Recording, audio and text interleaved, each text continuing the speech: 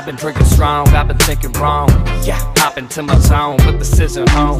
Nah, please set up my phone, I ain't staying alone. Flexing on you fakes, I ain't bend a bone. Hold this culture, fuck with the code of honor. They be faking and making it rain with the stolen thunder. Some of y'all be dealing with snow, kick up your nose. Ironic that the sickest to win is developing cold. For motherfuck you waste mans, they skin pillin', fit fillin', cultural spray can. Drinking Henny, pretending it brings enjoyment when y'all ain't even never comfortable in your own sin.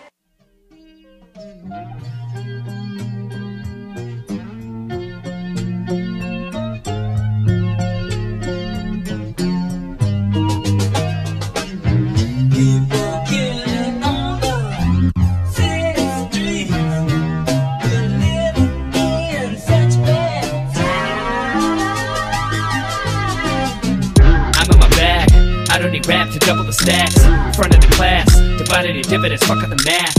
Look at the bag, 70 racks independent of cash. Call up the deputy, girl, I got equity, don't give a fuck about cash. Don't got a many, but do them a mag, they send it a look at the past. Fuck all these labels, they trash, smoke up and do me relax. And put the phone down, put the phone down. Attention has no bounds, remember what's going round. My enemies go down, vengeance is profound.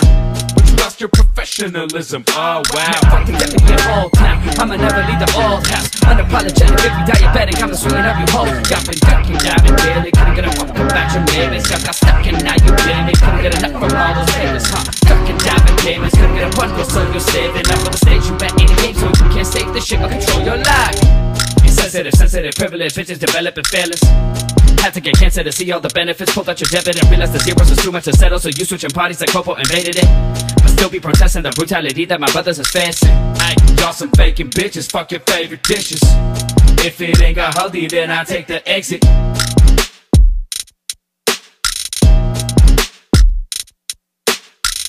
Big bets, big change, feel the spectrum of emotion in a range.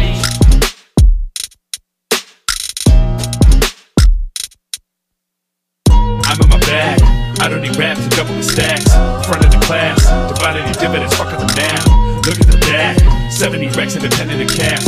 Call up the deputy, girl, I got equity, don't give a fuck about cash. I'm in my bag, I don't need rap to double the stacks. Front of the class, divided in dividends, fuck up the math. Look at the bag, 70 racks independent of cash.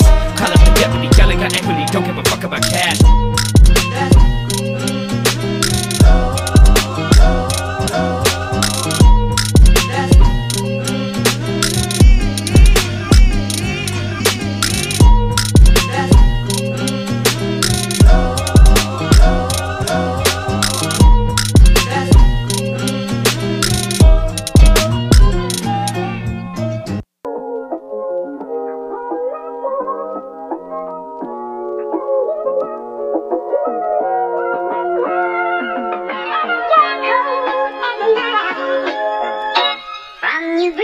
Tell me why they say they stay, then they always go.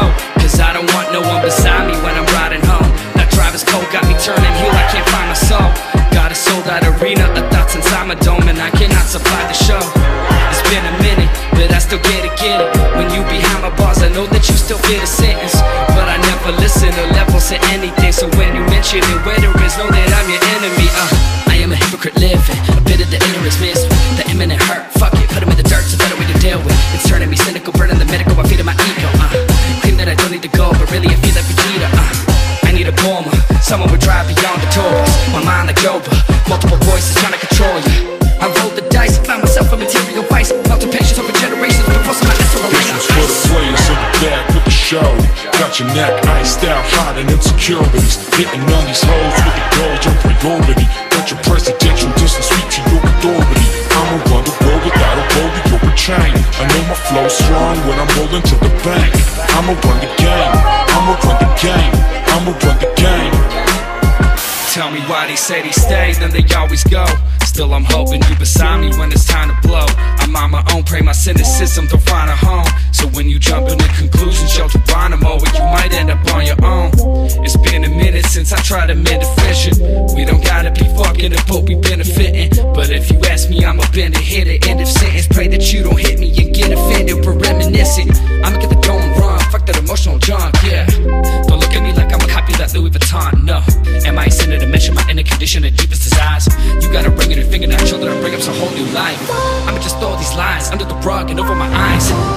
guns, bullets of love, but the gun's not loaded right. I'm borderline, not commitment been normalized. Melted patience over generations been forced by us to This one's for the players in the back with the shouty. Got your neck iced out, hot and insecurities. Hitting on these hoes with the gold, your priority. But your presidential doesn't speak to your authority. I'ma run the road without a rollie or a chain. I know my flow's strong when I'm rolling to the bank. I'ma run the game, I'ma run the game, I'ma run the game.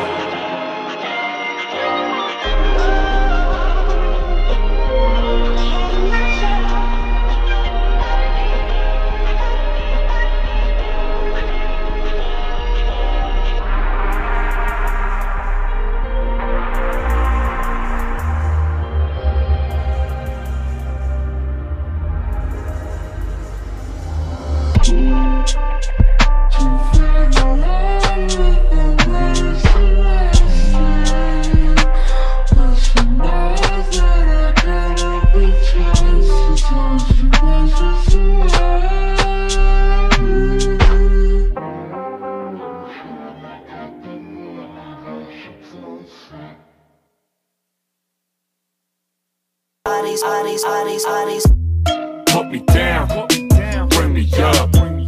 Lone wolf in these streets and I don't give a. Call me Kuma, bitches racist. Light up in the room, leave you fooled by faded. I'm gonna break a bone, I'm gonna break a bone. I've been thinking wrong, shit my conscience can't condone. Yeah, cracker blokes, why you cracking jokes? I'm at your folks, packing dope, slam the dope. I am the manifestation of having no patience, hope. In the back and I'm waiting to flatten your face and I'll have no mo. His man don't wanna talk, man don't wanna talk. Ratting in the dark, phantom of the ops. Bitch, I'm Manzari, hustle Minaj, hustling hard. Don't play the lousy, I'm sorry, I fuck with your card. You terrible fam, I don't care if you rap, I don't fuck with the bars. Wanna be a black offspring, but still don't fuck with the march. What's up with that? I'm a bust right back. Retaliation, we tan your face, this your color back. Ready to die? Front to back. Got the T.I. with the B.I. Now we fucking at. All these motherfuckers, all these motherfuckers, all these motherfuckers, all these motherfuckers, all these motherfuckers, all these motherfuckers, all these motherfuckers, all these. Put me down, bring me up. Lone wolf in these streets and I don't give a. Call me Kuma, bitches racist. Light up in the room, leave you fooled by I like my faded. curry with the side of butter, nah, bitch. Ain't got no worries, but the claim that I'm a convict. Yeah, I've been away, been doing 300 records a day. But when you hearing the buzz from your records, so all you can think is Guantanamo Bay. No, I won't give you validation for fragility. Whoa, I've been running this same race since I was mini-me. Damn, I still probably give you power for that whackness. Damn. But this the 6, I check the hour and you're back, bitch. I've been living in culture of riches and multiple bitches. They back up the pressure, I'm here with the witness of variable sickness. My heritage is and the shit to be hitting with imminent. It's the threat of them appearing to take my revisit it now. I'm pausing the scene and I'm looking around, looking right now at all these motherfuckers, all these motherfuckers, all these motherfuckers, all these motherfuckers, all these motherfuckers, all these motherfuckers, all these motherfuckers, all these. John, eh? More like Ramakrishna. Yeah, right, buddy, like your name is John.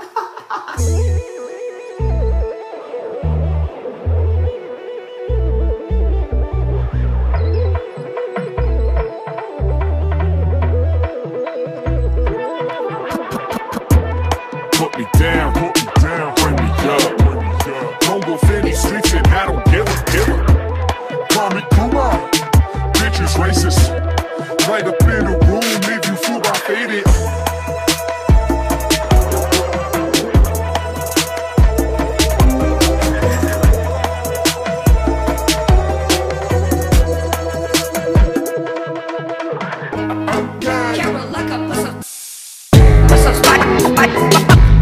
Kind of took me being confident in myself. Layers and levels and just adding 5%.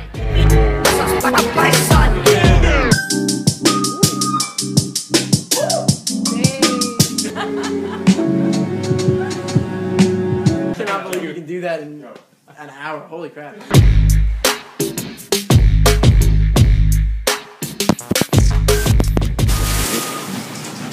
I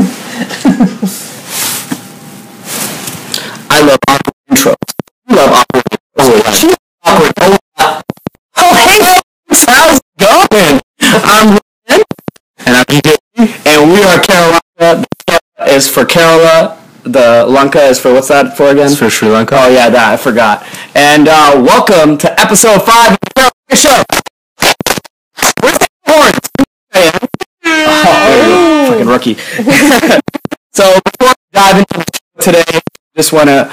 Is audio good? Push the mic. Okay, cool. It was loud. Okay. Before we dive into the show today, we really want to explain for first-time viewers and anyone who's tuning in for the first time, really the foundations of this show and sort of why we do what we do. So some of you might be familiar with the concept of intersectionality. It's the idea that people of different backgrounds, ethnicities, genders, etc. need to work together in order to achieve a common goal. And on the show, we want to explore the question of what if we applied intersectionality to the world of art. So we have a really dope lineup of creatives, entrepreneurs, artists, etc., who apply the concept of intersectionality not only to their own lifestyle, but also to their own art. And this is the part So we thought, yes, I needed to meet, and we live happily ever after. So without further ado, I want to introduce our incredible guest for this week. She is pushing boundaries in the realm of representation and what it means to be a woman of color that makes content. She's an actor, a filmmaker, a model, a podcast host. What? Can I get a... Yo, she's human too, right? Everything. She's also a human being, contrary to popular belief. Who's she, man? Yes. Hey, everyone, please make some noise for KayRay! Wait. What's a KayRay? That's good. That's a good reference. Yeah. So how you doing? How you doing? I don't know what a KayRay is. It's a robot, actually. People Oh my god. Yeah. How you doing? How you feeling? I'm feeling all right. We just had some brunch. Some great brunch at Barrow. Feeling a little bit of ISIS, you know what I mean? But I know exactly what you mean. So why don't you, for the people at home who might be tuning in that don't know who you are, just like a quick intro of what you do, what you're up to, etc. you know, I'm just up to good things. I'm kidding. My name is Kitten, and I am a content creator. I use social media as an outlet to showcase my work as an actor, as a filmmaker, as a model, and it's been a blessing so far. And I'm so excited to be releasing more things this year, 2019. You know, okay. Know me and us. And we'll get into that a little bit after as well. Yeah. Before we hop into the Keralanka Show today, for real, we want to quickly just showcase some of your work. So for the people at home, we're going to run a quick trailer of one of the web series that you're part of called Anarchally. Hey. So Danny, can you roll the clip? Cool. Lost my fiance, I lost my true love, I lost my job, I lost my best friend.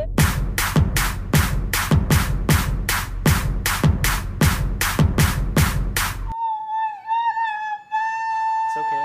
Ugh, your life is like a Bollywood movie.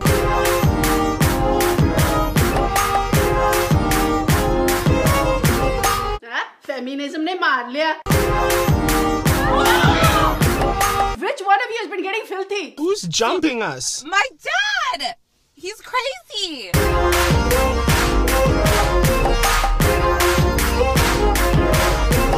know who the fuck you're talking to? Who the fuck are you? Yeah, tell me! I'm fucking Anarchally, bitches!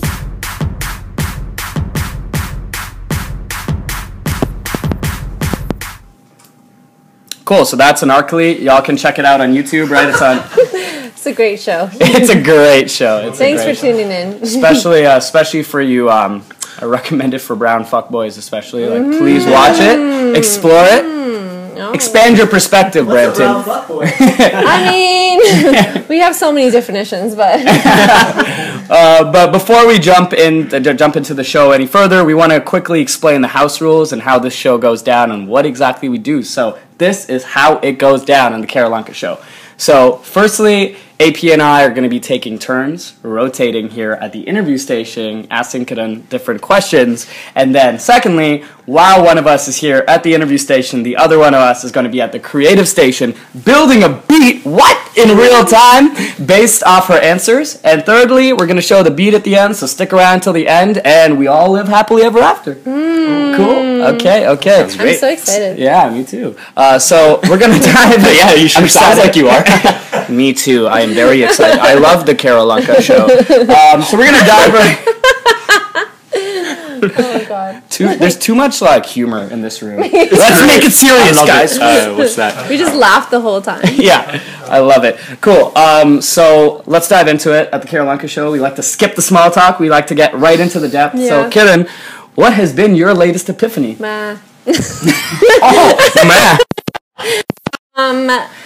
Honestly, I have an epiphany probably every other day. Nice. Oh, that's great. So the latest one that I've had, I think it's just understanding like who I am and the power that I have as a woman. I think like sometimes we often are told and convinced that we're not enough, and like people like, you know, a lot of people are like, oh, I cut off negative people in my life and now I'm doing better, but I don't think it's about that. It's like, can you take all the things that's happened to you and really heal yourself and like empower yourself to be able to like look at the power that you have and the presence that you have, and when you walk into a room, there's people like that energy shifts, and I feel like I finally realized that I, you know, might possess that power, and like, you know, a lot of women do, and I think sometimes we kind of shy away or want to stay in the shadows. Like you retract yourself? Yeah, almost? and I'm like, oh, like I don't want to shine too bright just because I don't want to burn others, but that's how people think sometimes, and I have to realize that me shining is only making the energy shine It's actually brighter, just you know what I bringing mean? everyone else up Exactly. with you instead of bringing them down, right? So instead of like trying to dim my light, I'm also just shining with others to make them feel better. So I Totally. think that was just like something I had to reconsider again. And I think it totally shows in the way that yourself, like Bully, like Rupi, like Mani, like all of you guys like lift each other up, right? And it's so dope to see, because I think, especially beyond the South Asian community, I think like Toronto was called the screw face capital 10 years ago for the reason that like none of the creatives were supporting each other, right? And everyone was sort of on their own path, and they're like, fuck everybody else, like I'm just gonna go heads down and do me. But it's like, even as a person of color in general, beyond just being a woman of color, I think that's something we need to do more, is be able to shine. And like, I think that there's a halo effect as a result, right? Have you found that at all with like the people around you as you've gotten out of your shell and expressed yourself more? I think it's also just like allowing people to know, like, I think it's for me, right? Like sometimes you go into a room and you think that you're not enough to be in that room, but then you realize that you already possess all that power. You don't need to get it from someone else or get validated from someone else. So, you know, I think being around the people that I've been with for the last, I'd say like now 10 years, it's just amazing to see how much we've all grown in our own ways, and we really did support each other. I have to say that there is, you know, I have a bit of privilege in that, where we did find each other through, you know, an organization that created all these beautiful events and made sure that we were putting each other on. And I've always been like that. I've always been like the cheerleader. So I think for me, it's just like, because I didn't have that when I was starting out. So right when I was, so I didn't have like someone telling me what to do or where to go, or, you know, I was just kind of like testing the waters everywhere and doing weird shit. And like, I think that, you know, you have to experience those things to understand what your value is and what you want others to feel. And you know, people need it. People need their cheerleader. So many people. There's so many people that say KayRay is the one who, like, KayRay is the reason I'm here right now, right? Whether it's like Money with like her first order, or like Rupi with you helping her like push her poetry online. When was the moment in which you realized like I'm supporting other people, but now it's also time for me to like put myself out there and do me? I think that it still happens. I think sometimes I have this need to, I'm like such a stage mom that I want to like put everyone on. So I do tell myself, like, you know, there's times where you need to also work on your own things and like think about the future and all that. And so I think sometimes I do have to hold back. But the first time I really was like, hey, KayRay, and that's going to be my brand, and I'm going to do things under my name, because I was also hiding behind like other organizations' names and just like doing the groundwork there. But then I think when we moved over to having my own was probably, I would say 2012, 13. 2012, 13, that's where cool. I was like, hey, I'm going to I'm KayRay, and it's official. That's amazing. Was it acting? Was it directing? Sorry. No, sorry. Lucy says, claim it, right? Claim that. Yeah. Cheyenne saying, like, claim it, right? Whoever you are, like, always claim it. Yeah, and I think it was probably with acting and filmmaking.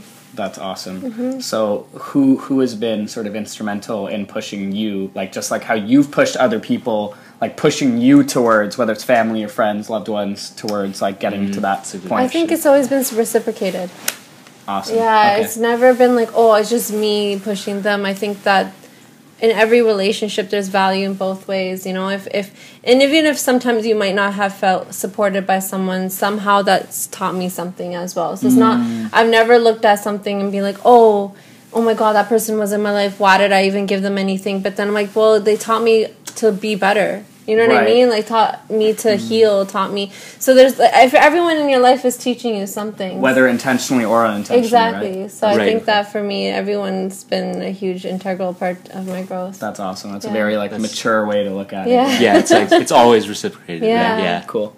Awesome. Cool. Well, that is the first question. So now what we're going to do is, we have this coin over here next to this. How do you say this? Mirdangam? Mirdangam. It's a tamil drum right there. What's that? That's a tamil drum. So nice. So I think we've explained how the show goes down, but I think there's one issue. We don't know who's going to be going up to the creative station first. Oh. So we have this coin for you. I'm going to apply a lot of pressure on you right now. I actually didn't know this was going to happen. Yeah, no one ever does. I hope you're a great coin flipper, because AP is going to call it in the air, and depending on who wins, we're going to decide who goes up to the creative station versus staying here. Okay. Ready? 2, 3. Heads. Greatest flip on the Keralanka Show ever. It's a heads. It's a heads? What'd you say? I said heads. Alright, what you gonna do, AP? What you gonna do? What you gonna do? Okay, I'm feeling really inspired right now, so I'm going to head over to the creative station. Okay. I'll let you handle the interview for the first 5 minutes. So I'm gonna stay here. Also, because like this itis is like just unbearable. I can't sit any longer. Oh my god, so much better now that it's just you and me and that guy's gone. No, I'm kidding. Okay, cool. So I have my first question for you here for round one. So you recently starred and directed in a music video. Is that your first music video? Well, you've been in other music videos, but this is like the first time you've played such an integral role, would you say? I would say so. I mean, I've done music videos before, but I think this is the first time where we really took our time and energy, and I had my own team as well. Right, so and that video is Diversity by Two Attached, right? By Two Attached. Dope song, really dope song. There's a really dope remix that just came out on Spotify too, so check it out. But the video is amazing. Shout outs to Bali also for helping with the effects on that video. Shout outs to Bali always. It's amazing. So obviously the message of that song resonated with you because you took it on as a project and you're so passionate about it.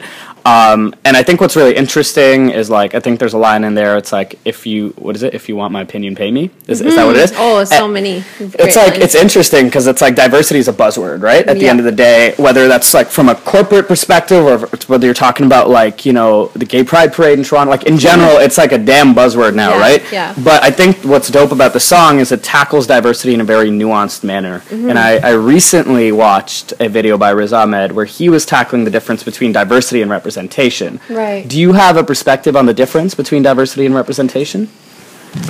I think, like you mentioned, diversity is such a buzzword, and people kind of use it to hit like their quota and say, hey, like we believe in diversity, and we're just gonna have, you know, one brown person here, one woman of color here, one, you know, trans person here. And I think it's just like, you can't, it doesn't feel like you're being tokenized almost. And I think also you're not being taken as seriously. So it's just kind of like, hey, no, we do care about diversity. Look at our roster, you know. And I've dealt with that with my agents. I've dealt with that with some companies I've worked with. And, you know, they kind of tell you that, they exotify you, saying like, oh my God, you know, brown people are in right now. It's trending. Like, and I've literally had an agent say that to me.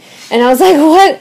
I don't even understand. And especially when I was first starting out, I didn't really get, like, I didn't understand. I'm like, is this really, like, they have no Is it a joke? politics? Is like, it a I joke? just, like, Is yeah, no, but it's like really like, oh, you're so exotic. Like, you know, brown people are in right now.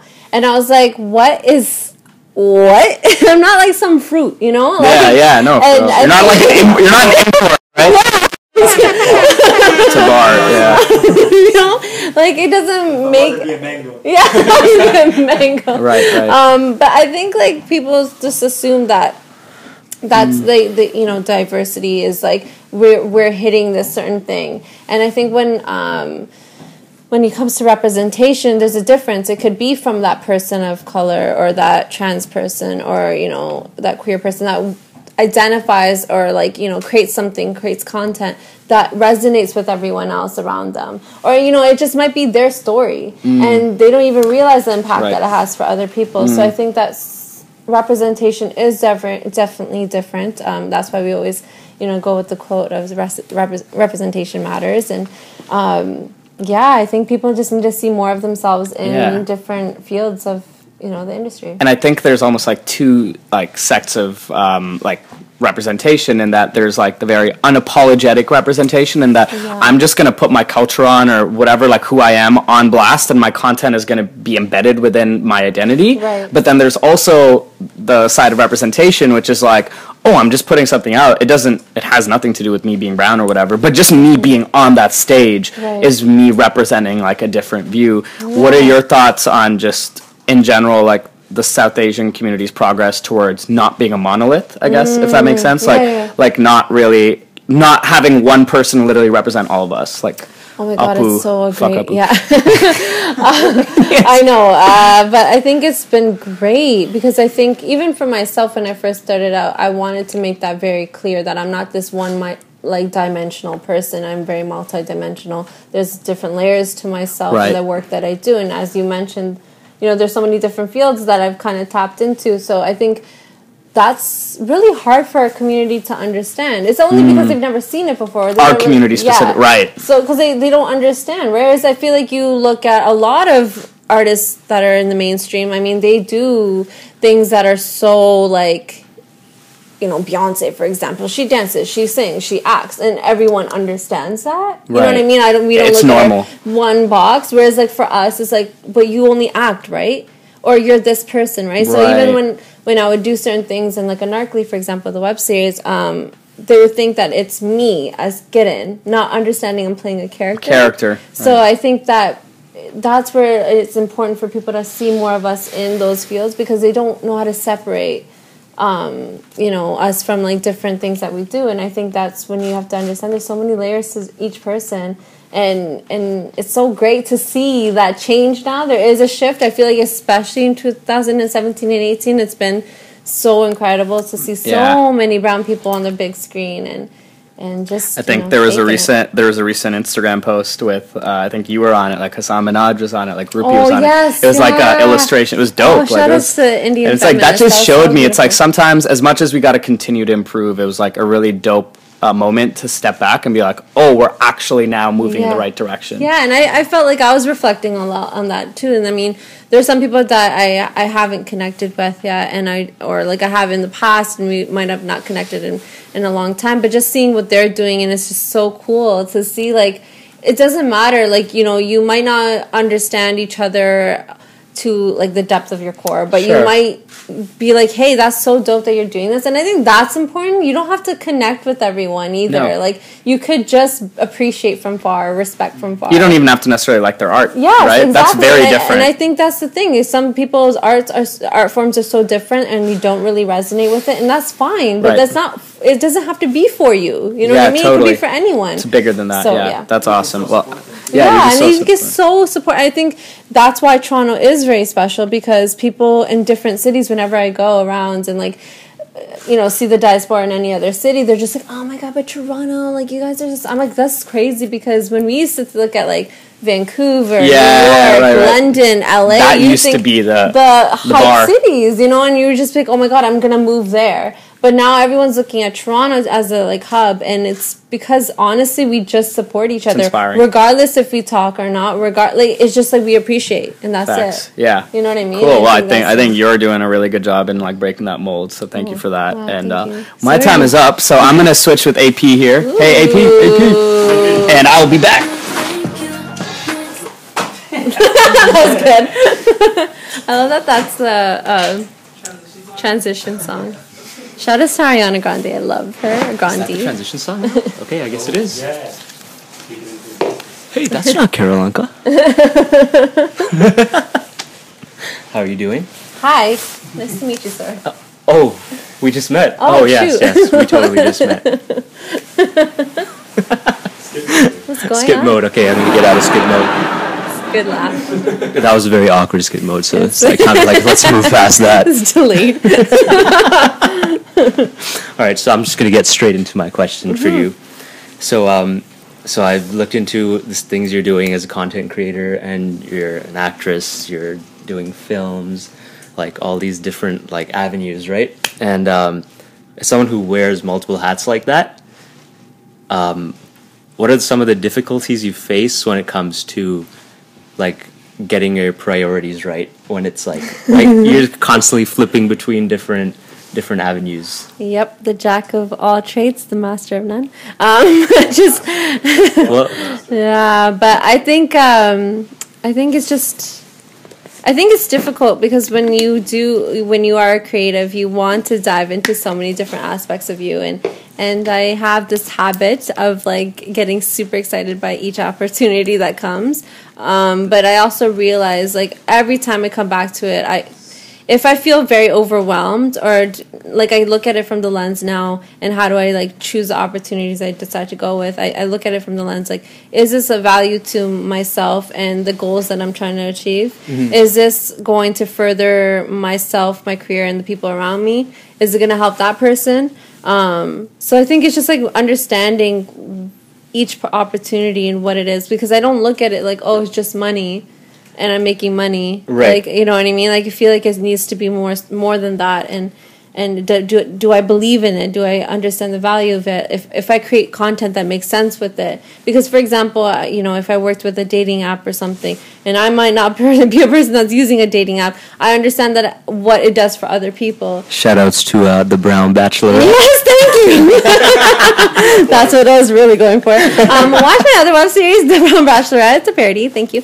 I enjoyed it. Thank you. So I feel like that was just like also. Shout out to Bali with that as well. But I think it's also just understanding that, people have so many different layers, again, like I mentioned, and I think it's so cool to be able to see what works and whatnot. But I do come back to like, I want to be an actor. Mm-hmm. I want to be an actor. And I want to do something that supports other people. Yeah. So I think that's where like, doing web series and film and whatnot is like the priority, but also looking at Jadakap and stuff, that is why I started it, because I do want to support other people too. And like I think as a creative, like it's super important to take on like multiple different like whatever you feel like expressing, like you should take it on.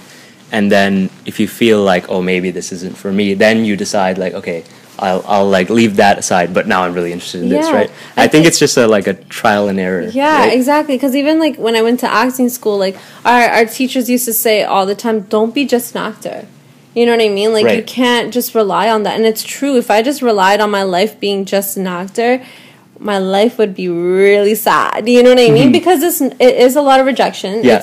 It's a lot of heartache. It's a lot of like trying to push yourself to go further. And not to say like, I mean, obviously branding myself and branding the company as well is just, it is, still my face and having to push that all the time. But it is different because you could create opportunities for yourself. Yeah. Whereas like if you're just dependent on, some agent giving you those auditions, then it's really difficult. Yeah, especially like in the time we're in now, like with YouTube and Instagram and like all these social platforms, it's like if you don't get your own opportunities, like why not just like go and get them, right? Which is actually something Bali was telling us about you yesterday on the phone call.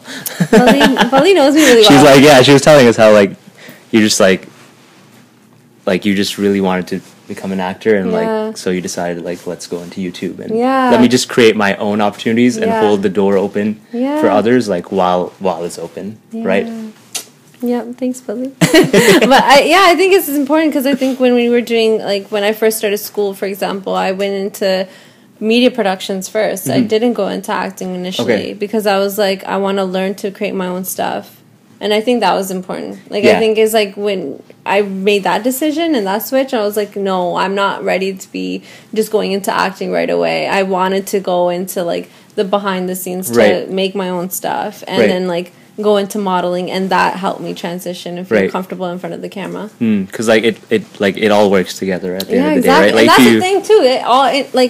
It's layered. It's all the same thing. Exactly. Like, if you just went into acting, it would have been much harder to make your own scripts and, like, because you don't have that behind the scenes knowledge, right? But then once you get that, it's like, now it's like, I have all this knowledge, where can I specialize? Yeah, right? and I saw that with, like, the other actors in my class, too, because I went into film before and, like, new media productions and stuff. I saw that, like, there's such a difference when people didn't know how to use the camera and stuff and didn't know how to write and all that stuff, whereas, like, when the actors that didn't know anything and didn't even understand the technicals and stuff, and you could see how they were struggling, and they decided, too, that I gotta learn all this stuff. Right, yeah. Because it's true, you can't just be that you now. need to know everything before you can specialize. Yeah. All right, it's a great point to end on, but unfortunately, it's already been 5 minutes somehow. What? Yeah. Well, you asked me one question. I know. Oh, so sorry. I don't know, man. It's crazy. All right, okay. Oh, fuck off. So cool. The creative station. I hope. Okay. Yeah, where's our thank going you? on here? Where's our thank you next transition? Where's our thank you next Hi. transition? Hi. How are you? What was your? You just go back now. Get out of here. Yeah, we're organized here on the Keralanka Show, as you can clearly tell. I'm like literally like. Yeah. Are you good? Are you gonna fall asleep or? No, it's just like really comfortable right Also, like, it's weird because we have like our socials overlay, but we switch sides, so it's like follow KayRay. Oh, sorry! Oh my god, I didn't. No, it's not your fault. Don't worry. I'm so sorry. I have no idea what's happening right now, guys. I had a mimosa. She had a mimosa, and Danny forced her to. He forced her to chug it. But all right, cool. Diving into the second round here. I want to continue to dive into like some of the projects you worked on. So I think one of like the first films that you directed by yourself that really got you noticed is Kirpa, where you sort of play this character battling like a disgruntled relationship with her father. I know we talked about this before, where it's like, oh, anarchically is not necessarily me. It's like I'm representing another character. I just wanted to know, is that sort of reflective of your own experience? And, you know, how have you navigated through, because just for context, like essentially the film is about a South Asian woman who is basically trying to pursue a career in the arts and is sort of going through the motions of attempting to sort of reconcile that relationship with her father because he doesn't like view it as a real career, et cetera, but she keeps sort of pursuing it through all the grind and all the struggles. Is that something that you have had to navigate as sort of a South Asian woman, is pursuing a creative career while also sort of like facing all the barriers that come with it from a perspective of family and expectations, etc.? Yeah, I mean, I used to always try to like keep it separate because I didn't want to, I didn't want my personal life to look like it's influencing all the art that I do. But now, like, obviously reflecting back, of course, the work that I do is a reflection of what I've experienced and whatnot, or the women around me have experienced. So I definitely take in all these different women that have gone through something and that also resonate, with what I'm trying to do. And that's why it was such an organic and raw, experience to bring all these different artists together. I mean, $0 budget. It was probably a piece of budget. Like, you know what I mean? And shout out to OCAD University, yo. OCAD. Real quick. I mean, I didn't even go to OCAD. Just randomly went free there. Lecture studying. Yeah. But it was so cool to just, like, see that, how we took that. And I was very into, like, film noir that time. And I was, like, really experiencing myself as an artist. And and I think it was just, like, a really cool way to put my stuff out there. And it was really awesome, that transition of just going from, creating this short film in, like, guerrilla style, just, like, making it happen. And then, went to premiere it at the Punjabi International Film Festival. Nice. And it was so cool to see, like, people hadn't even seen it yet online. Like, no one even seen it. Unless they came to a screening, they wouldn't have seen it. But people wanted to screen it in all these different parts of the world. That's amazing. And that's when I realized, like, whoa, the power of film and art. like, people don't even know, but they're starving for representation. They're starving for some sort of story of theirs to be told. And I think a lot of people had come to me, and I didn't even realize, because I'm looking, I'm like, oh, it's, brown women, but there's so many children of immigrants that have experienced the same thing, whether it be men, women, or however you identify yourself. And I just think it was so cool to see that, like, just the way people were resonating. And it's like crazy, because it's like, in our community, it's it's perceived as this, like, whether you do music or art or filmmaking, whatever, it's like, oh, you have a hobby, right? It's like, but it's like, how do you sort of communicate that larger impact to someone who doesn't get it, right? Because it's like, you're right, it's like there's so many layers to it. It's not just I'm making cool shit and putting it out there. It's like, no, I'm making cool shit, I'm putting it out there, and then it's actually influencing other people to make art derivative of mine, but it's also like influencing people to be more confident and whatnot. Like, how do you... Like, I guess that's the first time you maybe felt that, I would assume. I think it was the first time, because it was the first time I separated myself from, like, it was my own project, and I think it was really insane for me to, like, see the reactions of my friends, my family, my community, and, like, even my dad seeing that, he took that and he understood. Right. Because it was a relationship of, like, between the father and daughter. And I think him seeing it, like my own dad seeing that, understanding where he stands in that and how he could, challenge himself to be better. And I think that was such a... It's so weird, because I feel like my art was a really healing way for me to heal the relationship with my own dad. So that's I think awesome. It's just beautiful. So cool, yeah. Did you just sort of show him? Or he saw it himself. I think my mom told him to watch it, and that's awesome. Yeah, and it was really cool to just see. Like, I think that was like our journey of, like, kind of starting to reconcile, and we were having tough times as well. But my dad's now so amazing. Like, he's literally one of my best friends. And that's I know that sounds so weird.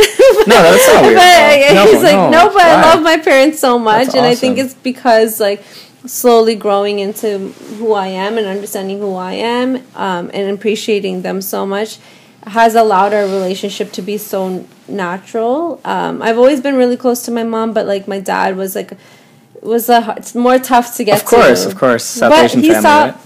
And similar to the film, he saw, like, the successes and the fruits of the labor. Like the end. And he's like, oh, well, then people are coming up to me and saying my daughter is doing these things. You need a little bit of clout, right? You always need a little bit of clout.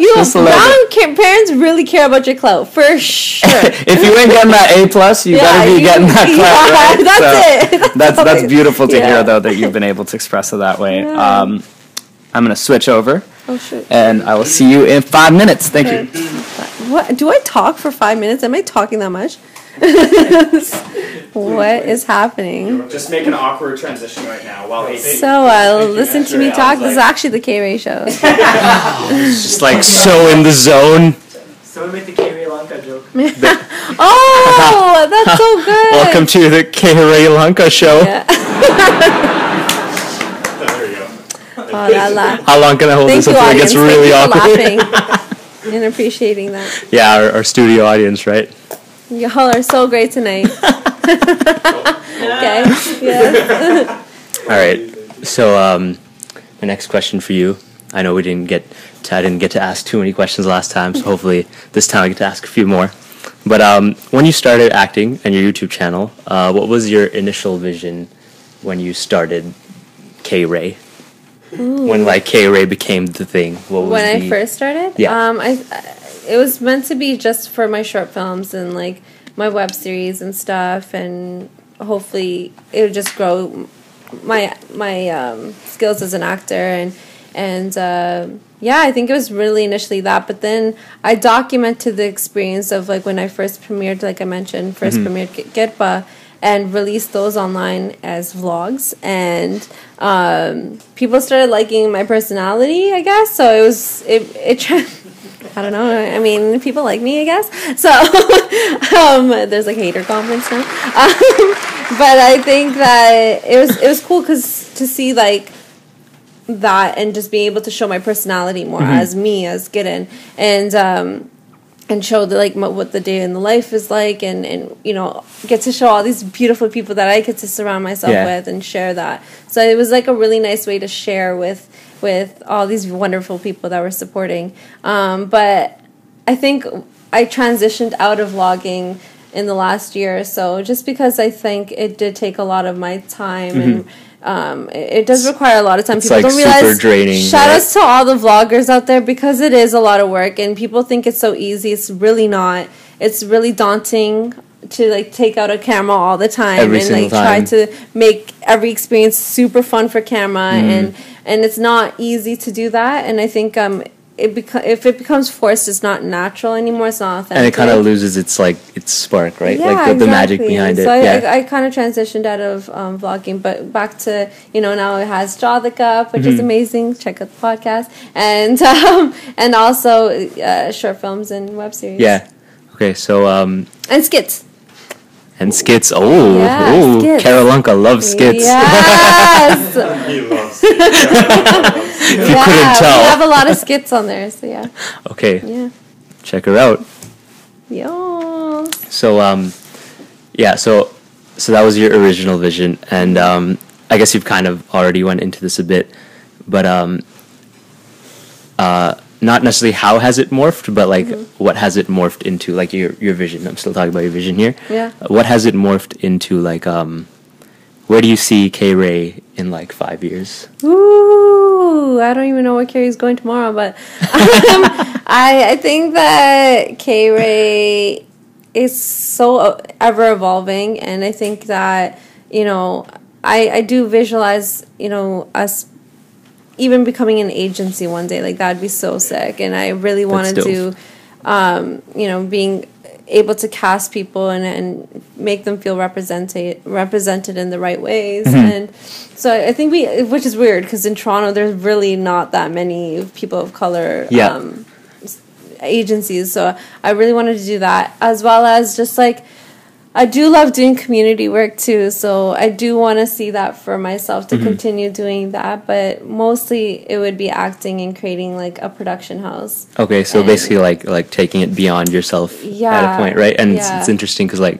before you were talking about it's interesting seeing the cycle, because it's before you're talking about you would help other people out so much, and then you realize I need to help myself out, and now it's in the future you just want to it's just that cycle, right? You want to you want to help yourself out, yes, but then you want to get to that level where you can start to bring other people up once again, but now at with an even bigger platform, right? I think production houses are so important because especially women of color ones, because just our stories are so different and unique, and I think they need to be told more often. So having a production house would be sick. It would be. You mean it's going to be sick? Colon D.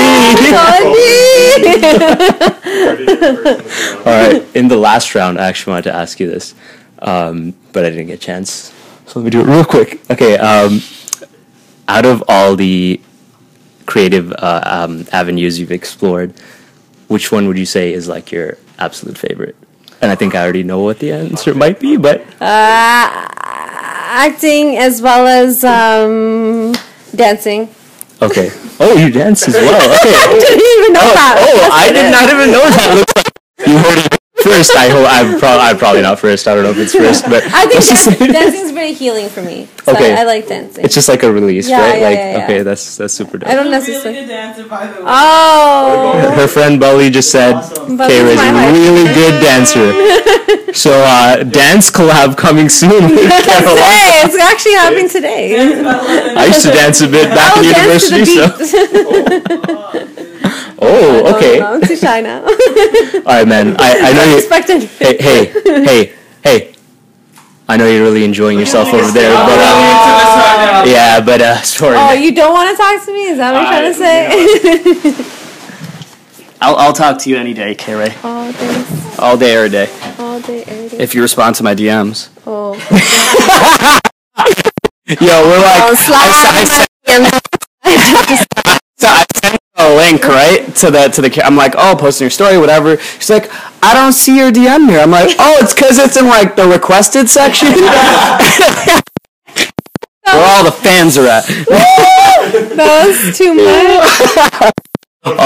All jokes. She's not a follow kind of person.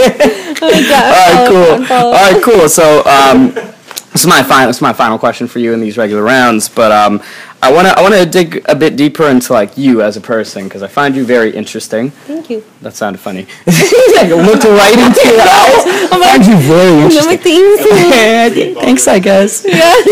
Let's go ahead. So I think like you're quite often like with your work like juxtaposing like two sides to you. So like I think there's like the very funny, bubbly KayRay, like whether that's your vlogs or sketches or whatever, where like you're very relatable in that sense, where like people find happiness by watching your stuff. But then like you also tackle like very, very serious topics such as like mental health stigma, like domestic abuse, like we just talked about, like very complicated like parental relationships within specific communities. What is it like context switching between projects when it's like, oh, I'm gonna do this like funny sketch here and then I'm gonna do this like complete like flip it around and like do this like short film about domestic abuse, right? And like how do you That's me. First of all, how second of all, like how do you sort of navigate through creating your brand holistically while with both KayRays? Right. I think it was. My voice is like distorted right now. Okay, I think it was just definitely creating. For me, it was. I started off with the more serious stuff. I think that's what helped. It was like I started off with the more like serious, like this is what I do. But then my vlogs kind of showed that hey, I'm not just this like serious anti everything dude. You know what I mean? Like I'm also like someone that does. You know, take things like lightly, and you're human. Yeah, I'm a human. You go to Punjabi weddings. I go to Punjabi weddings a lot, apparently. I don't know why. If you for some reason, if you type in KayRay into YouTube, yes, I Google myself. But if you type in YouTube KayRay, and just for research purposes, okay. So no, but like it always comes up as weddings, and I'm like, why? Why are you all Googling what weddings I've been to? It's so weird. I'm not about... Anyways, that's just another story. Right. But... but what were we saying? Just how you sort of juxtapose like the two sides. Yes. You started serious. Yeah, I think started serious, and then vlogs were just kind of an outlet to show like, you know, there's so many different sides. And I think what really helped was that, you know, I didn't realize I was funny. Like I think like people would laugh at everything I would say or do whatever, but then I was like, oh, like I don't know, I'm just entertaining you, I don't know. But I felt like I'm like a puppet. Sometimes what he does. But like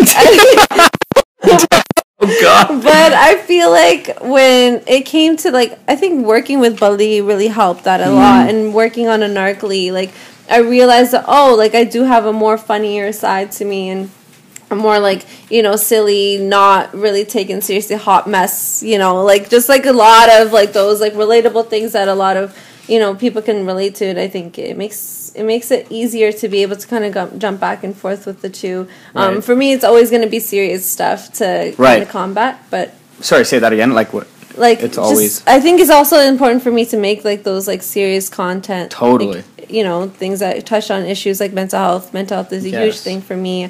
To be talking about and addressing, and it's something that I always still do. Like we do workshops and whatnot. We do it in different mediums, like workshops, films, you know, screenings. I think it does help just changing up the way the conversation's being told. But, and it's like two different types of content, right? I think like something I've personally realized, I don't know if you can relate to this, but it's like art doesn't always have to be comfortable. Like sometimes it's meant to make you feel uncomfortable and really think through something, right? Yeah. Like the ending of Ananke, am I saying it right?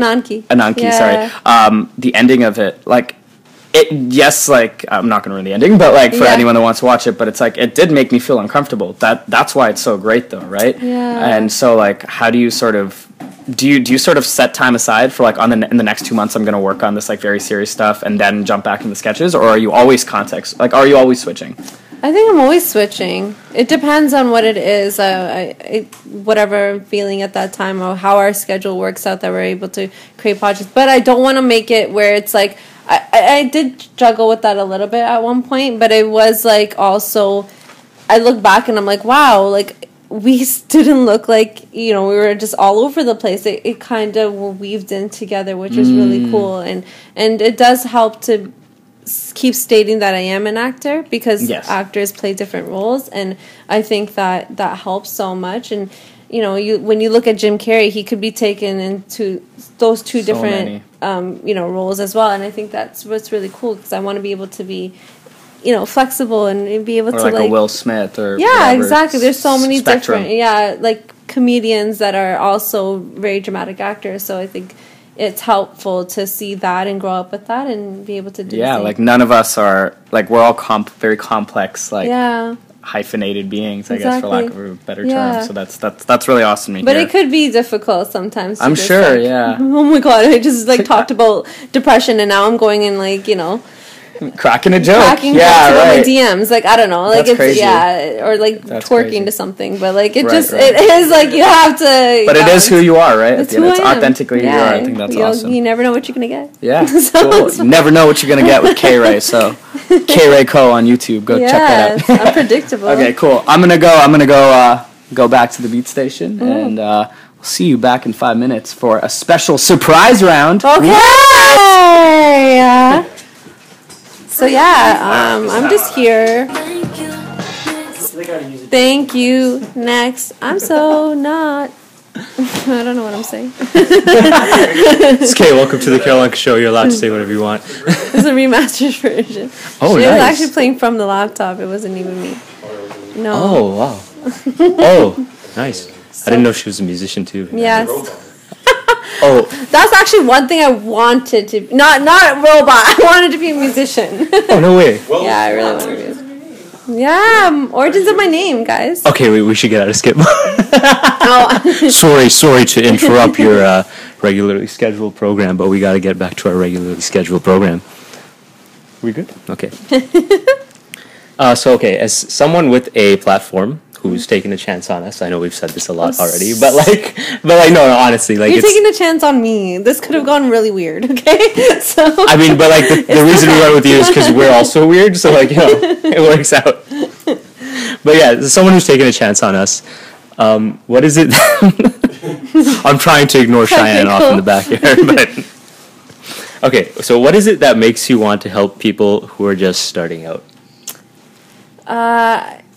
I think it's just knowing that I'm still starting out. Mm-hmm. I don't know. I still think I'm starting out. Mm-hmm. I'm not, there's so much room to be learning. And I think I definitely think that creatives that are first starting out, I don't think it's necessary for you to go to the people you admire right away. I definitely think you have to work your way, make yourself, create all that stuff that you need to create, do all the things that you need to do, but you don't have to go to these people that are you admire at the top and be I have to work with them first to make my brand more recognizable. Exactly. And I think that's something a lot of people think they can do, and I don't really appreciate that so much. I appreciate people that I see potential in, and that I see that they really are trying to work for themselves and really want, just need that extra push.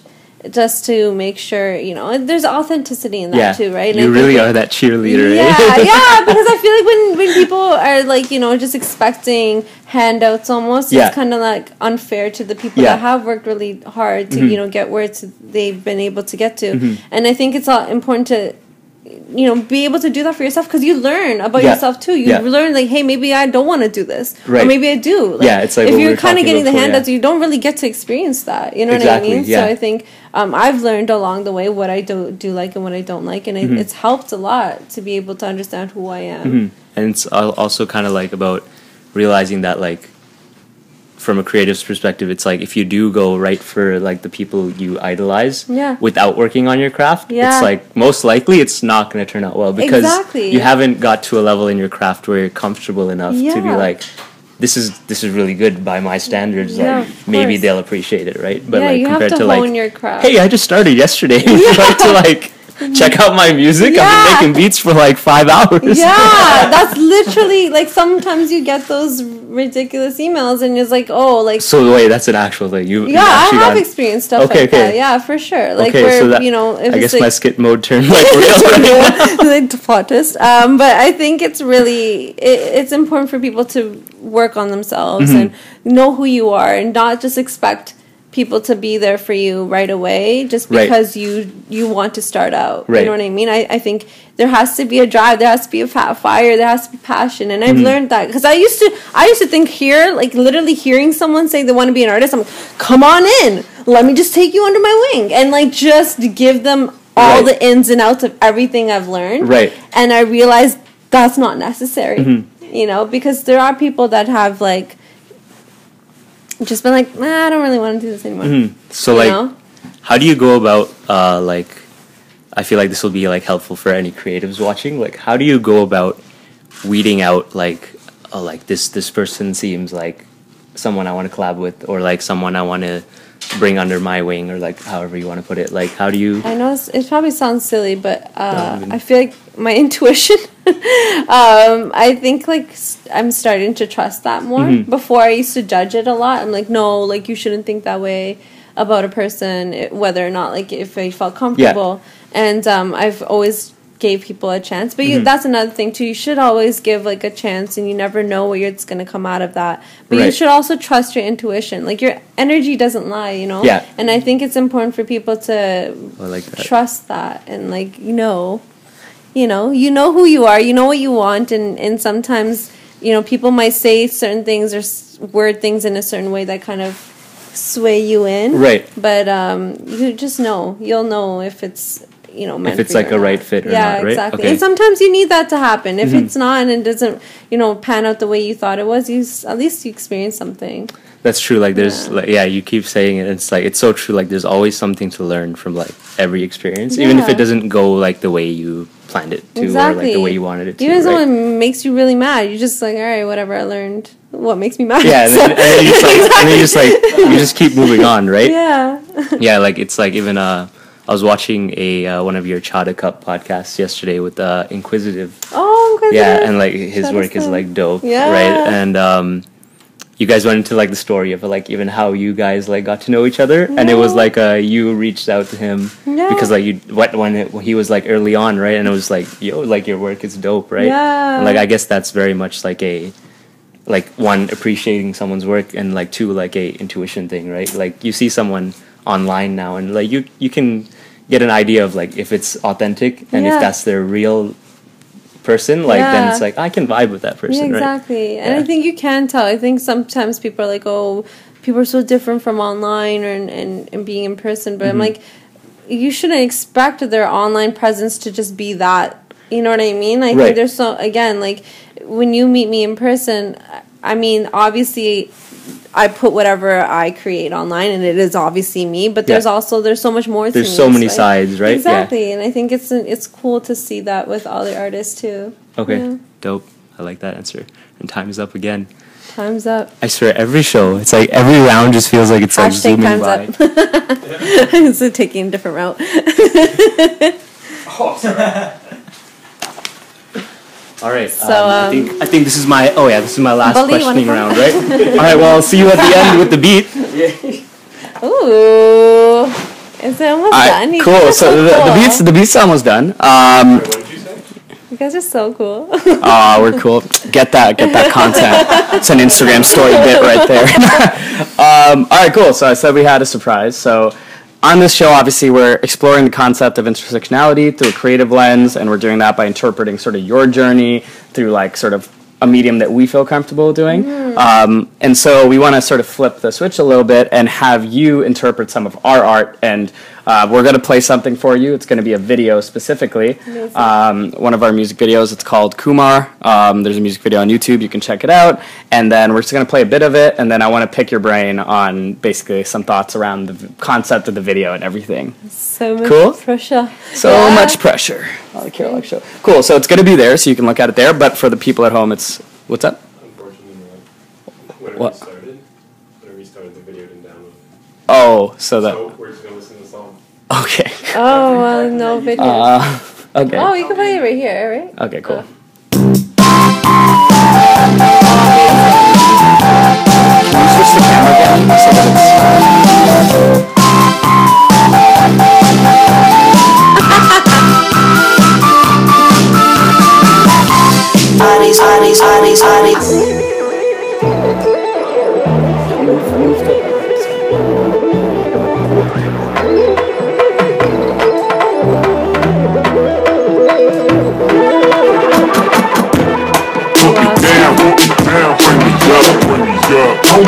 streets and I don't give a call me Puma. Bitches racist. Right up in the room, leave you fool, I hate it. I love that.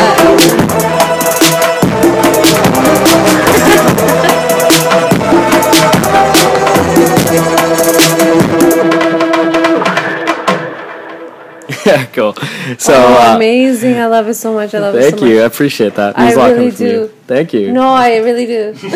No, I really appreciate that. So I know we had some technical difficulties, so I don't know if like everyone could see it at the beginning, but essentially at the beginning we were sort of going through this like a little sitcom intro where I'm sort of typecasted as all these different like South Asian like Indian stereotypes, whether that's like an Uber driver or like a convenience store owner, etc., etc., etc. And then at the end there's like sort of this like spelling bee scene. I know you couldn't see like the subtitles, but the whole thing is like it's a bit like comedic and satirical in nature where I win like the spelling bee and then my dad, who's my best friend basically, is like very proud and he's like, oh, my son is number one, etc. I just wanted to pick your brain on the concept of like satire within sort of our community, but then when it's consumed by someone outside of like your core community, being sort of careful in terms of tiptoeing around how it could be negatively perceived. So for me, it's like my intention with the video is not to promote these typecasts and not to say like we want more Hollywood roles. It's like Uber drivers. It's more so satirical in nature and like sort of embracing and basically fuck you kind of thing. But I have had I've had like people who aren't brown like basically see it and be like basically like watch it and be like, oh, that's so funny. Yeah. You won a spelling bee. Haha. Indian kids always win spelling bees. And it's like, whoosh, point missed, right? So it's like, do you ever think about that sort of when your content is like more cultural content, I guess, for lack of a better term, when it's consumed by someone outside of the sort of realm of your core audience, like how it's sort of perceived? I think it's important. That's a really great point. I think it's, first of all, the video's so cool. I love it so much. Thank you. I appreciate that. And it's totally our style. 90s sitcoms is like yeah, I noticed the VHS kind of thing. Literally VHS. Yeah. All our skits look like that. But I think it's really cool because it's a fun way to do satire, I think, as well. Like, I think, you automatically know when you're watching something like that, you automatically know, like, this is meant to be poking fun at something. You wouldn't look at this and be real. Because sometimes, look back at, like, those 90s videos and stuff, you're like, how is this real? Right. You know what I mean? Yeah. Because and I think that's why it's great to work with that type of medium. But to, like, kind of tiptoe around how do you do the satire, I think, for me, it's like,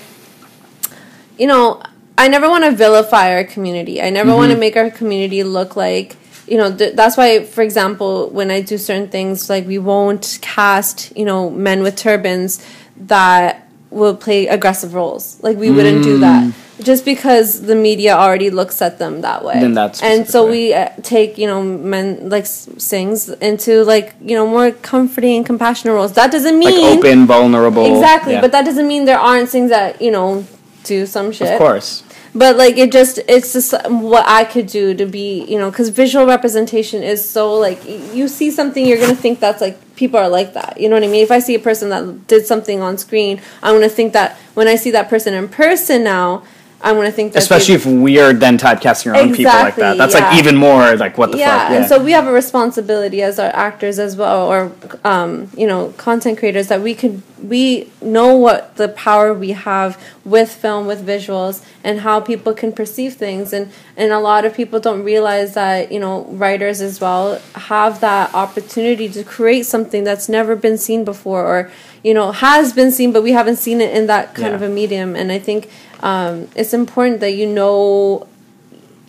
for at the end of the day, if you're able to do it and our community can look at it and be like, okay, this makes sense. Yeah. And it's funny. I definitely think that it's for folks that are outside of the community. There's some people that are in the community that will look at that and be like, I don't understand. Sure. You know what I mean? So I think course. It's like, if you understand humor, you get it. If you don't, then it's kind of. I think for us, it was like interesting because it's like we like. Most people fuck with it, but then there's like two sets of, if I were to pinpoint like their groups that like resisted the most, one would be like white people who called me racist, which is really funny. Yeah. And then secondly, like maybe folks in India who don't necessarily understand like from a diaspora lens, like no, we're not just making fun of our own people. It's like this is happening here, kind of thing, exactly, right? Yeah. But you're totally right in that like you have to sort of care about the core audience of who you're trying to reach, and if they get it, they get it. I think there's always going to be collateral damage, and someone's going to be pissed. And at the end of the day, art is meant to be polarizing. Yeah, right? exactly. Yeah. And I think even like folks that are outside of the community, they get it. They will look at it and laugh. There's so many people that watch some of the videos that I've done, and it seems like it might be about brown people, whatever, but it does resonate with other people, and it can be universal. I think all of our work could be. Why can't it be? You know what I mean? I think that's where we need to start thinking, like, why can't our work be more level to that? Why can't we reach a larger audience and get them to understand the nuances within our society, right? Exactly. Because I think there's lots of communities out there that have been able to put it, and that doesn't mean that people should control the narrative or get involved in the conversation, but like to at least push it out as an issue that people are now aware of. I think would be amazing. Even if you're just the audience member, it's fine. You know what I mean? You don't have to have a conversation. Consume. You don't have to, just being consumers of the content. Like, I think that's important too, and just appreciating there's so much content in like Black and Latino communities that I consume, but I know I'm not the right person to like sit in and discuss that. Yeah, because I'm not them, right? Exactly. Right. Yeah. So I think brown people are finally getting that as well. I think there absolutely. is a shift for sure. Yes, thanks to people like you. So appreciate that. Thank you. So cool. All right. All of us. I think videos like that. And it's awesome. No, it's just like when we all sort of like collaborate with each other, and like I heard a little bit of like what you were talking about around like giving people chances and everything. So we really appreciate that. And I think, it's just like about what's the term? Like a rising tide lifts all boats, right? Wow. So yeah. Cool. All right, dope. So thank you for sharing your perspective there and truly embracing creative intersectionality. We appreciate it. Before we move on over to the beat, what we want to do is we want to give you like maybe a minute, 30 seconds, however long it takes, just to talk about any projects that you might have coming up in the next year, anything you want to discuss, anything you want to plug. Floor is all yours. So well, I think a lot of things are happening. So with Money Jessel, for example, I'm the brand ambassador. Yep. So she is actually doing another fashion show for Toronto Fashion Week. Amazing. So that's happening soon. Is that in February? Or? Yes, in that's February. Awesome. Yeah, and you're going to be there? Yep. That's dope. Okay, let's go. So that's going to be super exciting. We're going to be doing a couple of we're working on other web series. We're working on comedy pitches as well with certain networks. So hopefully things work out. Who's we? Bully and I. Bully, shout out to Bully, man. At B Sing with 2 H's. At B Sing with 2 H's on Instagram. And check her out. Her photography is fucking amazing. And I think we have an exhibition coming soon. We have so many different workshops. Hopefully working on a feature film this year. Feature film? Yeah. That's great. That's great. What? You get an air horn for that? Damn, man. You're the KayRay. That's awesome. Yeah. Oh my god. Yeah. Congrats. That's awesome. We are very I love excited. how it's like slipping through me. Yeah. So anyways. No, colon D. Like embrace that. That is so awesome. Like you've worked so hard on like all your short films and all of your different projects, and to see you continue to level up is like inspiring to all of us. Because it's a what people don't understand is it's like a long journey. It's something if you truly care about it. 10 years in the making. Yeah. And this is who you are, right? And it's not going unnoticed. So keep doing you, and cannot wait for 2019 for you. That's awesome. Thanks, guys. Thank you. All right. So just quickly say something. Yeah. I just want to say thank you guys so much for the gift that you got me. It was so sweet. No, it's really nice. I just want to shout that out too. And thank you to everyone who who submitted a memory. Sweet. Yeah. I don't know. Like, can I show it after? Yeah, sure. If show you'd like. Yeah. Oh my gosh! Come. Believe. So this week, first of all, our South African Jewish manager, learn Punjabi. KayRay. That's so great. Shout outs to Kanwar, my boy, for helping us too. He was like putting Punjabi down and like sending us a Snapchat so Danny could like trace it. I see Kanwar. So much work. Thank you guys. Shout outs to Kanwar. Hey. Also, Hey. This is just so beautiful. Like they got all these different. Oh God, all these different people in my life that have just like done so much for me. And who's PB? We'll talk about that after. Anyways, yeah, this is just so beautiful. Thank you to everyone that wrote a beautiful message and celebrating my birthday so early. Yeah, happy early birthday. Yeah. Yeah, and it's just a little thank you because you've lifted everyone around you up, and it's time. It's like if you ever need a reminder of like why people appreciate you, and this is such a sweet gift. Thank you so much. Yeah, I appreciate of course. it. Yeah, thank you. You guys are so ticket amazing. into your birthday party. Yeah. Are you invited to my birthday party now? Yes. There we go. All right, folks. We'll be back in like a minute or two. Give us 2 minutes. Stay on, and we're gonna show the beat. Let's go. Woo. Audio off real quick.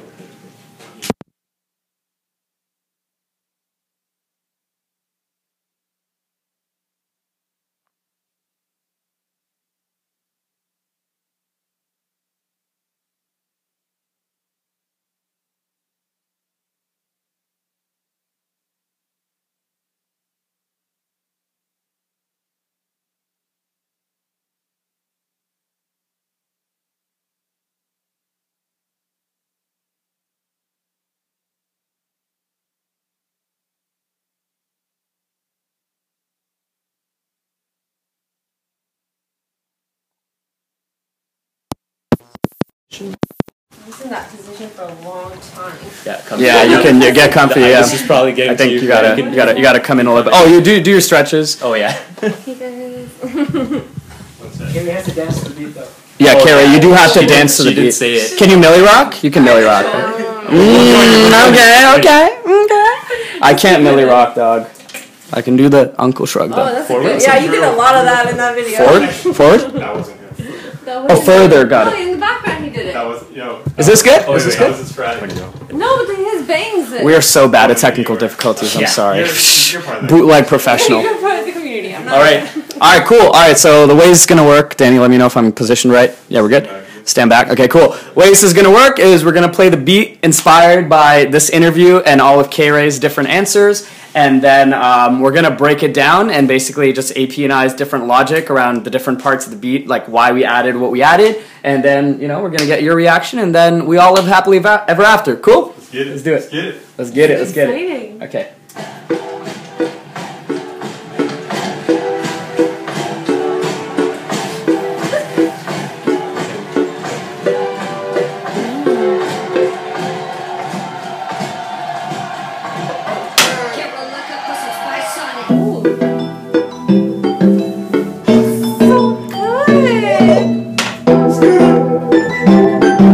Oh, here she goes. Here she goes. I love it. Cute. The eternal hunger, picking at whatever is around to eat.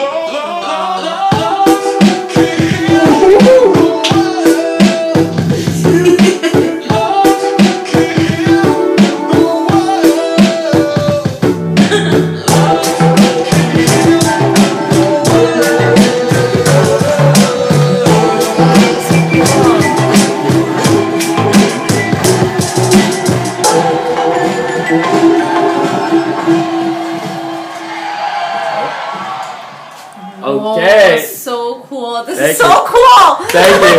Thank you. Yeah, so that's inspired by your story. Now, you want to guess why we added everything? Just kidding. No, we'll explain it. I kind of understand a little Yeah, bit. yeah. You understand a little bit? Yeah, Okay, yeah, dope. yeah. All right, so AP, you want to start off? Hopefully I Oh got yeah, the I'll same. start off. Okay, go ahead. The interpretation. All right, so I'm gonna start off with the most obvious aspect here, which is this crowd cheering. Yes, that's right. Yeah, I'm sure you got that one. I mean, It also feels like it's like a football field. Yeah. Like I just want to like capture that vibe of like just bringing people up Yeah. and like just uplifting and just cheerleader, literally. Yeah, So like right, that's like you kept saying it like even from like brunch before the show. So I'm like, oh, this is like just stuck in my head. Like I already had the idea. And then from there, like on the same theme of just like bringing people up, I played out this like.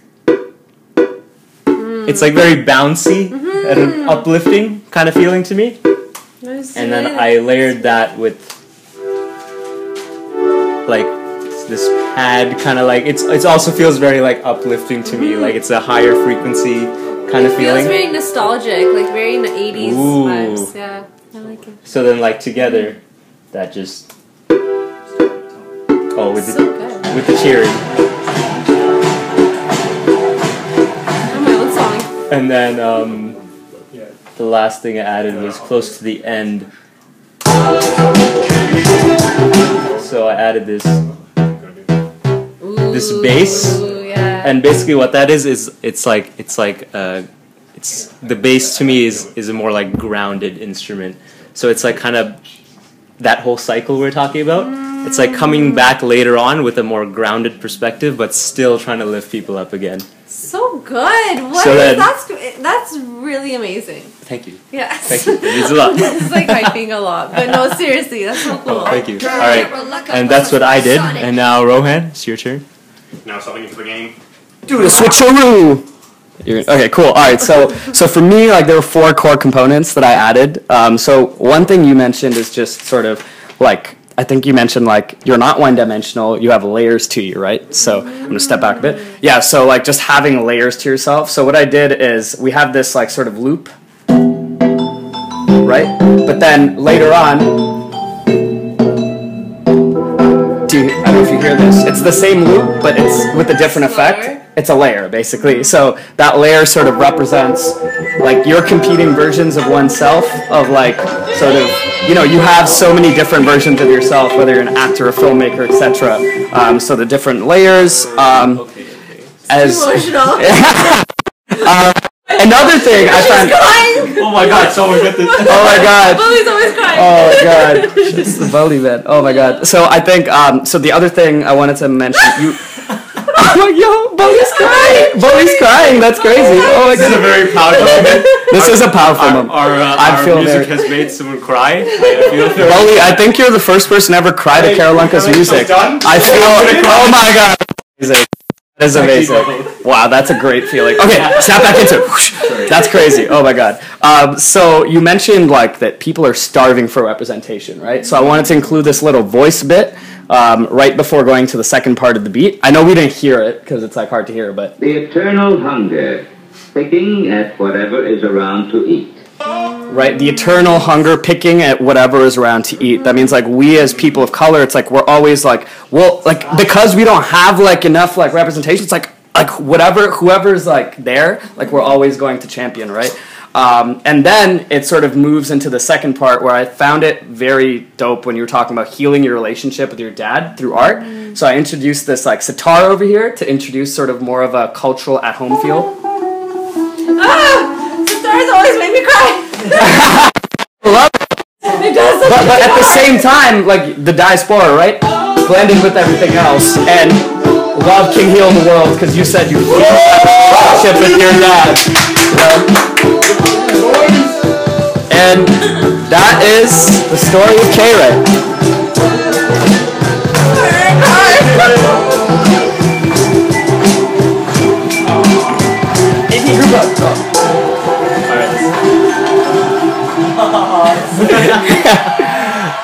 Oh man! So thank you so much for sharing your story. It's like been an honor. Oh my gosh, she is really an auntie. She is such an auntie. Pinches my cheeks harder than my mom. I got sun. I'm dead. I'm so dead. This has been such a good vibe. This has been amazing. So before we leave today, because it's been a long episode and everything, are we good? We're good? Yeah. Okay.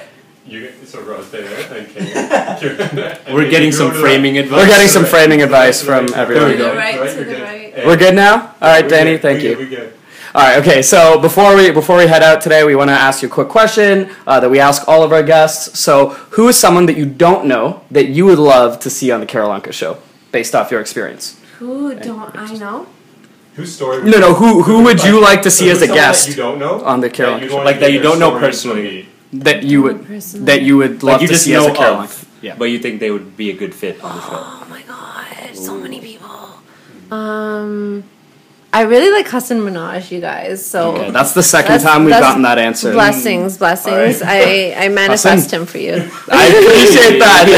Thank you. Just summoned Thank you. We love Hassan too, man. And who is someone that you do know that you think would make a dope guest on the Keralanka Show? Everyone I know. Hey, so everyone I know, I love you guys. Should come. Because they make a song for you, you guys. So much.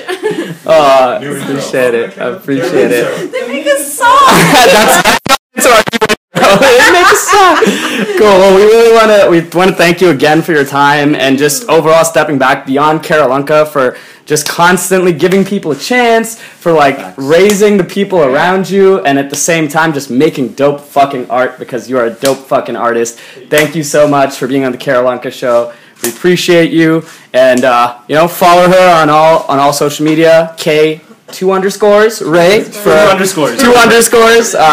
Instagram, and then KayRay Co on YouTube. Yep, and follow us everywhere on Keralanka. At Keralanka on Spotify, Instagram, etc., etc.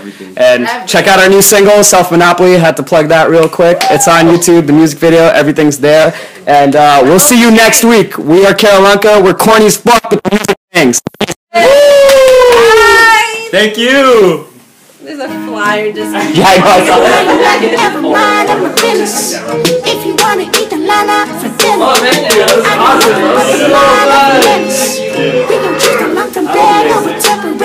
If I ever kill my dreams for a bitch, then please kill me. Get the ratchet and crank, we not diplomatic, we slap. So I'm talking women trying to get up in the building first. You're systematic, we can complain. I done see the world through the eyes of a broken mind.